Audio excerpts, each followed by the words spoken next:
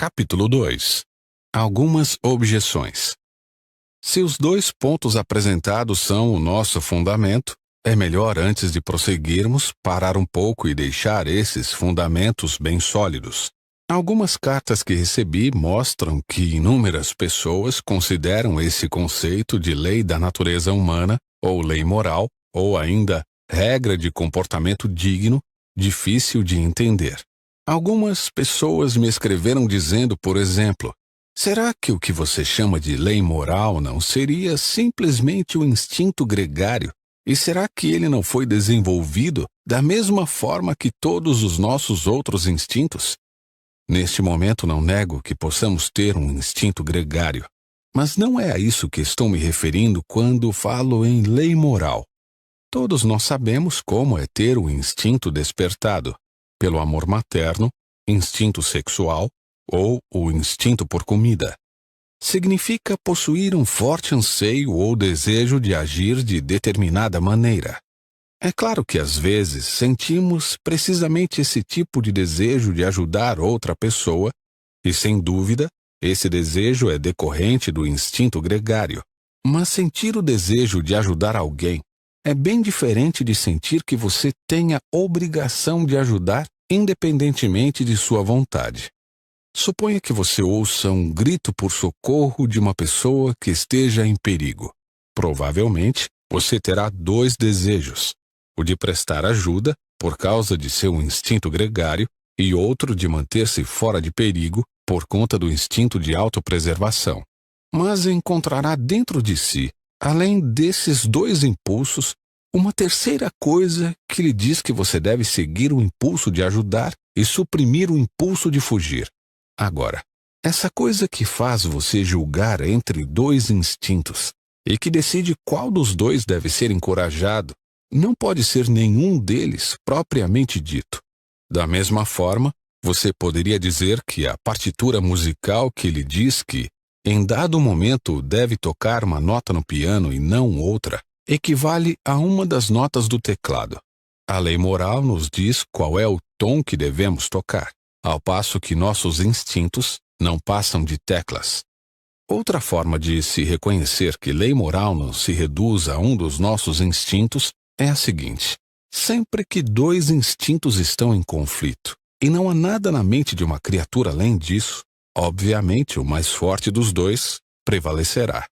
Todavia, nos momentos em que estamos mais conscientes da lei moral, normalmente parece que ela recomenda que optemos pelo lado mais fraco dos dois impulsos.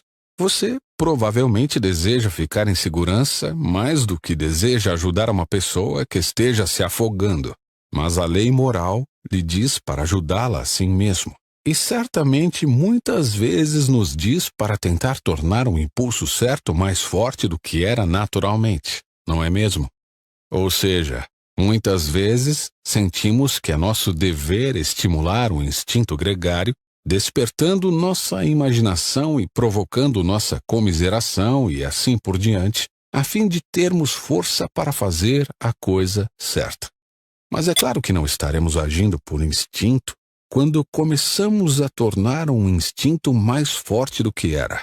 Aquilo que lhe diz, seu instinto gregário está adormecido, desperte-o. Isso não pode ser o próprio instinto gregário. O que lhe diz qual nota do piano você deve tocar mais alto não pode ser essa própria nota. Aqui vai a terceira forma de reconhecê-la. Se a lei moral fosse um dos nossos instintos, teríamos de estar em condições de apontar algum dos impulsos dentro de nós que sempre pudéssemos chamar de bom, que sempre estivesse de acordo com a regra de comportamento correto. Mas não estamos, pois não há entre os nossos impulsos nenhum que a lei moral já não tenha mandado suprimir, nenhum que ela já não tenha nos dito para encorajar. É um erro achar que alguns de nossos impulsos, por exemplo, o amor materno ou o patriotismo, sejam bons e outros, como o sexo ou o instinto de luta, sejam ruins.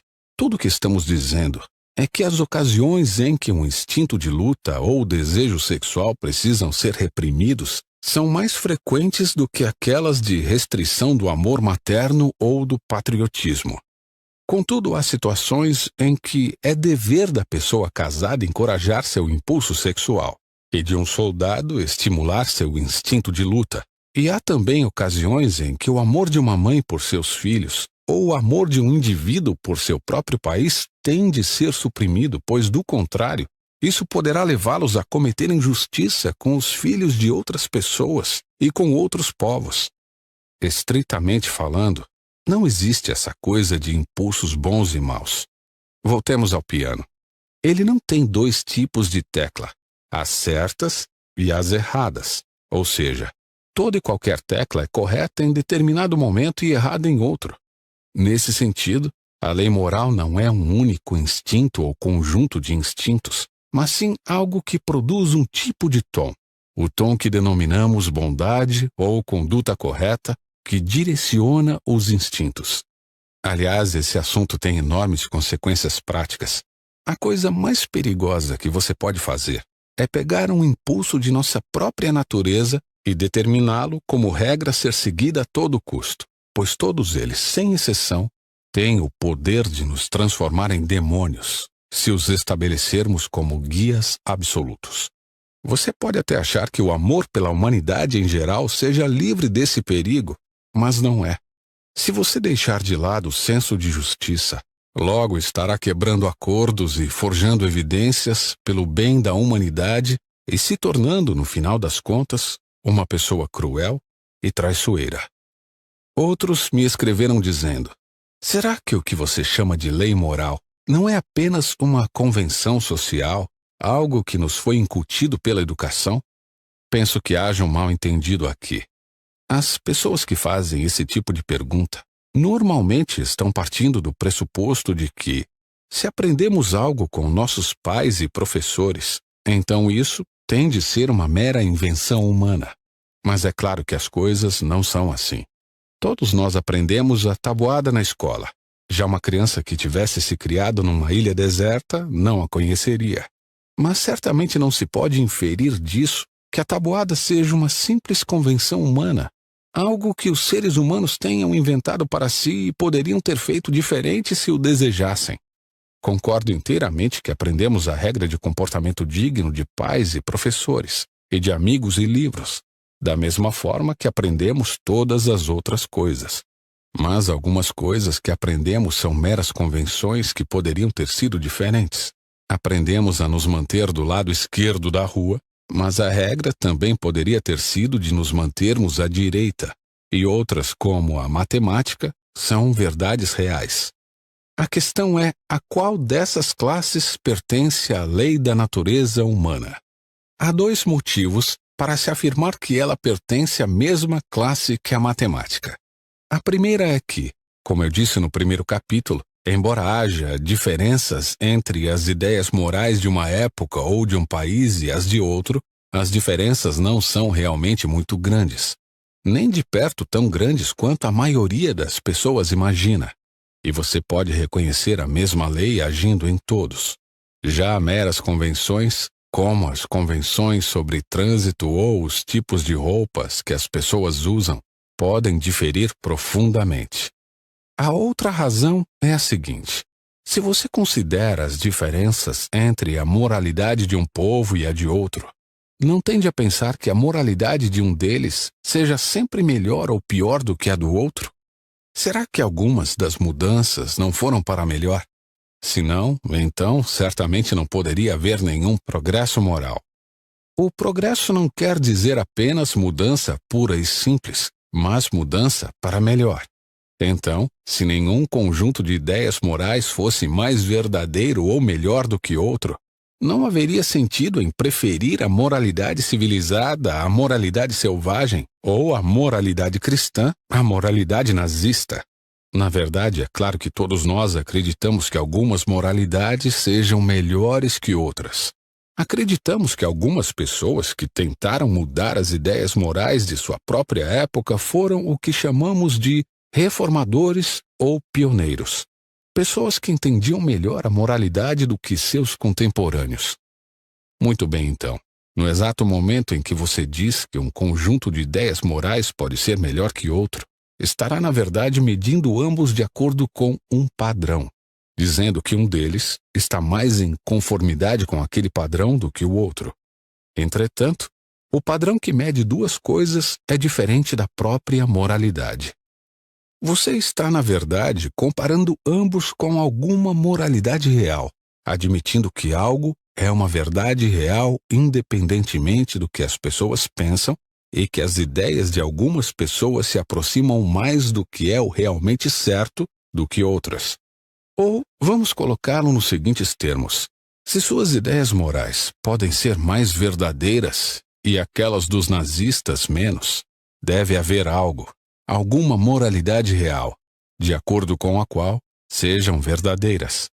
A razão por que sua ideia de Nova York pode ser mais ou menos verdadeira do que a minha é que Nova York é um lugar real, que existe independentemente do que qualquer um de nós pense.